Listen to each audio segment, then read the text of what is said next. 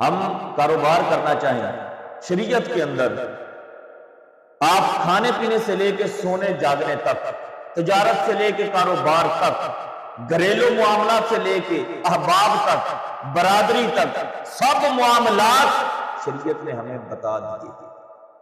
اسلام مکمل دین ہے، مکمل ضابطہ حیات ہے، اس نے سب کچھ ہمیں بتا دیا۔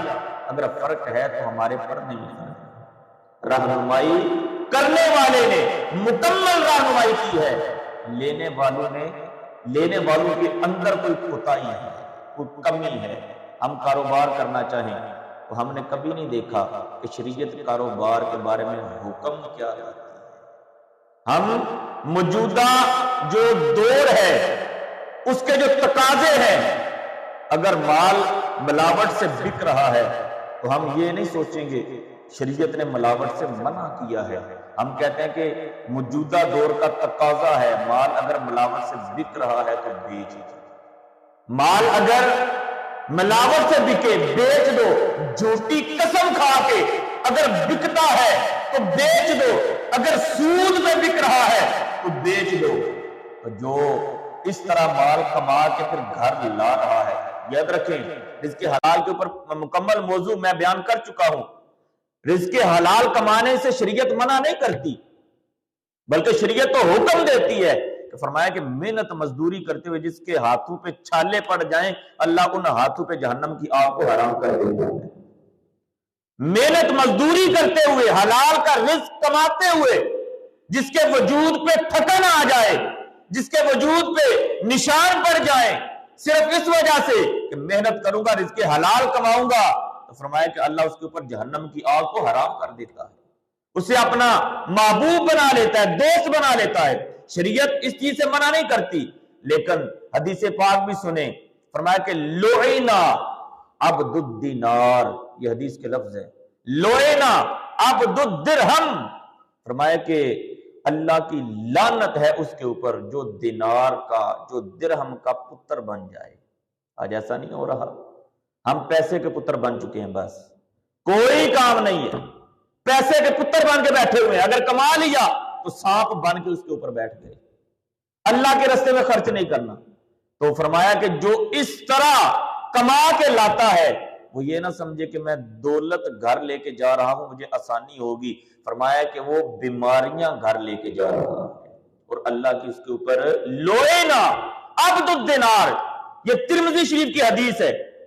فرمایا کہ جو درہم کا، جو پیسے کا پتر بن جائے، عبد الدینار کا لفظ ہے، عبد الدرہم کا لفظ ہے، فرمایا کہ عبد بن جائے، پیسے کا بندہ بن جائے، فرمایا کہ اس کے اوپر لعنت بھی ہے، اور وہ یہ نہ سمجھے میں اپنے لیے آسودگی لے کے جا رہا ہوں، وہ اپنے لیے پریشانیاں اور بیماریاں لے کے جا رہا ہوں۔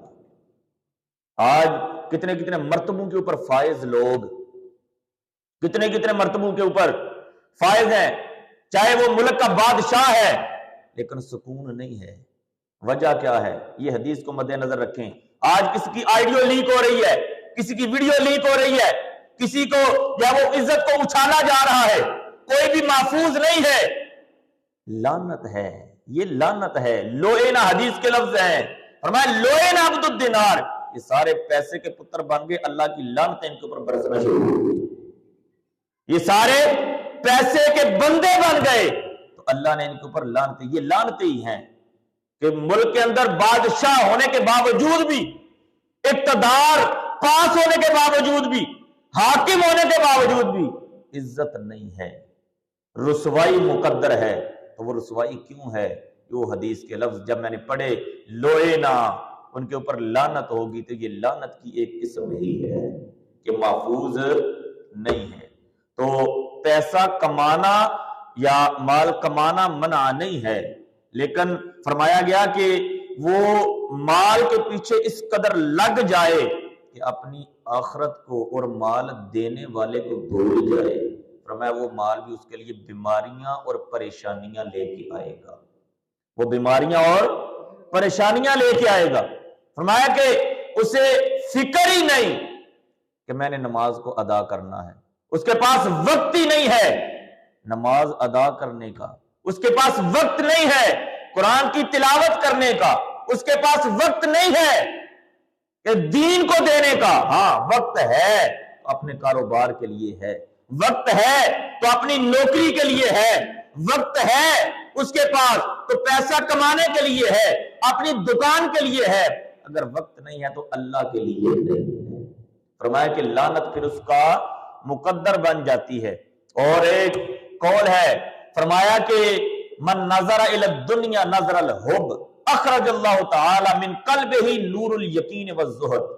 فرمایا کہ جو دنیا کو ایک نظر محبت کی دیکھتا ہے, یہ یاد رکھے, من نظر الی الدنیا نظر الحب, فرمایا کہ جو دنیا کو ایک نظر محبت سے دیکھتا ہے, اخرج اللہ تعالی من قلبہ نور الیقین والزہد, اللہ تبارک و تعالی اس کے دل سے یقین اور تقوی کے نور کو کھینچ لیتا ہے. اللہ تعالیٰ اس کے دل سے تقوی کے نور کو, یقین کے نور کو, تیقن کے نور کو کھینچ لیتا ہے. تو ہم جن کا سونا, جاگنا, اوڑھنا, بچھونا, کھانا پینا سبھی دنیا ہے, ہمیں آخرت کی فکر نہیں ہے. اور اسلام کہتا ہے کہ اجتماعیت میں برکت ہے. آج کے معاشرے کے اندر اجتماعیت نہیں رہی. ایک گھر میں اگر 5 بھائی ہیں تو 5 الگ الگ ہیں, 5 بھائی ہیں تو 5 الگ ہیں, ایک دوسرے کے لیے وقت نہیں ہے, مل کے بیٹھتے نہیں ہیں. تو اسلام فرماتا ہے کہ پریشانیوں کی دوسری وجہ یہ ہے کہ لوگ ایک کا منہ ادھر ہوگا, ایک کا منہ ادھر ہوگا, ایک کا منہ ادھر ہوگا, اور اپنے منہ سے, جسے ہم پنجابی میں کہتے ہیں کہ ان کا کوئی بھی رہنما رابر نہیں ہوگا, سارے اپنی اپنی مرضی کے مطابق چلیں گے. اللہ ان کے گھر سے برکت کو اٹھا لے گا. ایک صحابی حضور علیہ الصلوۃ والسلام کی بارگاہ میں حاضر ہوئے, فرمایا کہ حضور کھانا کھاتے ہیں لیکن پیٹ نہیں بھرتا, کیا ہمارے پیٹ میں کوئی بیماری لاحق ہو گئی ہے, کیا وجہ ہے؟ حکم ارشاد فرمائیں, اب نباز ہیں رسول اللہ صلی اللہ علیہ وسلم, وہ بیماری کو بھی جانتے ہیں, اس کا علاج بھی جانتے ہیں. حضور علیہ الصلوۃ والسلام سے جب عرض کی کہ حضور روٹی کھاتے ہیں, کھانا کھاتے ہیں لیکن پیٹ نہیں بھرتا, رج نہیں ہوتا, تو کیا ہمارا پیٹ یا وہ اس کے اندر کوئی بیماری لاحق ہو گئی ہے؟ حکم ارشاد فرمائے, دعا ارشاد فرمائیں. تو حضور نے فرمایا کہ کھانا کیسے کھاتے ہو؟ فرمایا کہ تنہا بیٹھ کے کھاتے ہیں. فرمایا کہ ایک دسترخوان کے بیٹھ کے سارے کھانا کھایا کرو, اللہ برکتیں عطا فرما دے گا. آج الگ الگ کمرے میں بیٹھ کے روٹی نہیں کھائی جاتی, ایک نے اپنا جو ہے وہ کھانا پکڑا اپنے کمرے میں چلا گیا, ایک نے کھانا پکڑا اپنے کمرے میں چلا گیا, کوئی کہیں بیٹھ کے کھا رہا ہے. فرمایا کہ ایک دسترخوان بچھاؤ اور اس دسترخوان پہ بیٹھ کے اکٹھے روٹی کھایا کرو, اللہ برکت عطا فرمائے گا. اور پھر حضور نے فرمایا اجتماعیت کے اندر فیض ہے, برکت ہے. اب مجھے یہ بتائیں, ایک شخص زور کی نماز مسجد میں باجماعت آ کے ادا کرتا ہے, لیکن اس کا بھائی گھر میں زور کی نماز ادا کرتا ہے, دونوں کا ثواب برابر ہے؟ جس نے باجماعت مسجد میں آ کے نماز ادا کی اس کو 27 نمازوں کا ثواب ملے گا, اور جس نے گھر اکیلے نماز ادا کی اس کے 1 نماز کا ثواب ملے گا. وجہ کیا ہے؟ اس نے بھی زور پڑھی, اس نے بھی زور پڑھی, اس نے بھی اللہ کی نماز پڑھی, اس نے بھی اللہ کی نماز پڑھی, اس نے بھی 4 رکعتیں پڑھی, اس نے بھی 4 رکعتیں پڑھی, اس نے بھی باوضو ہو کے مصلی بچھایا, اس نے بھی باوضو ہو کے مسجد میں آ کے نماز پڑھی, لیکن ثواب دونوں کا برابر کیوں نہیں ہے؟ اس نے اکیلے پڑھی, اس نے اجتماعیت میں پڑھی, اس نے اللہ کے گھر میں آ کے امام کی اقتداء میں اجتماع کے ساتھ پڑھی. اور دوسری بات آپ یہ بتائیں کہ جمعہ کی نماز اکیلے ہو سکتی ہے؟ نہیں ہو سکتی. اگر یہاں جماعت ہو جائے, کوئی شخص بعد میں ملے آ کے, تو وہ آ کے اکیلا جمعہ پڑھ سکتا ہے؟ یہ مسئلہ یاد رکھیں, اکیلے جمعہ نہیں پڑھ سکتا, وہ اکیلے زور کی نماز ادا کرے گا.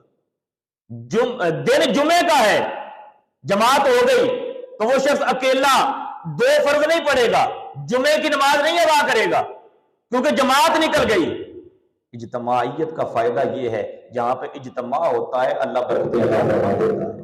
جس نے اجتماع کے ساتھ آگے پڑھی 27 نمازوں کا ثواب حاصل کر لیا, جس نے اکیلے پڑھی اس کے حصے میں 1 نماز کا ثواب آیا. تو اجتماع, بھائیوں کے اندر اتفاق, گھر کے اندر, خاندان کے اندر اتحاد ہوگا تو اللہ کی رحمتوں کا نزول اس گھر کے اوپر ہوگا. فرمایا کہ پریشانیاں اس وجہ سے ہیں کہ اجتماعیت نہیں رہی. حضور نے تو یہاں تک فرمایا کہ اگر 3 لوگ سفر پہ جائیں، 3 مسلمان بھائی اگر سفر پہ جائیں، فرمایا کہ مل کے اپنا ایک رہنما رکھ لیا کرو، تینوں میں سے ایک رہنما بن جائے اور 2 پھر اس کی رہنمائی میں چلے۔ فرمایا کہ جب ایسا کرو گے اللہ برکتیں عطا فرمائے گا۔ تو ہم 6 7 دوست بھی اگر نکل جائیں تو کسی کو رہنما کے بھی بنایا ہے؟ کبھی ایسا نہیں کیا، بلکہ اپنے گھر میں سارے پینچ بنے ہوتے ہیں، سارے چودھری بنے ہوتے ہیں، کوئی کہتا ہے کہ میری بات تسلیم کی جائے، کوئی کہتا ہے میری بات تسلیم کی جائے۔ یہی تو اصل وجہ ہے جس کی وجہ سے پریشانیوں نے ڈیرے ڈالے ہیں، بے برکتی ہے، پریشانیاں اور بیماریاں ختم نہیں ہوتی۔ وجہ یہ ہے کہ ہم نے حدیث کا دامن چھوڑ دیا ہے، رسول اللہ کی رہنمائی رہبری کو چھوڑ دیا ہے۔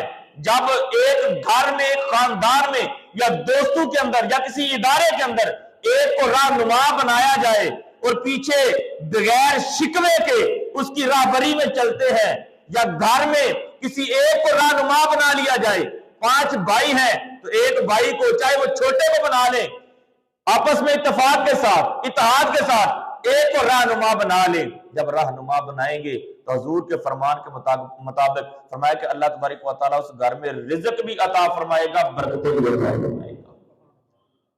فَلَا وَرَبِّكَ لَا يُؤْمِنُونَ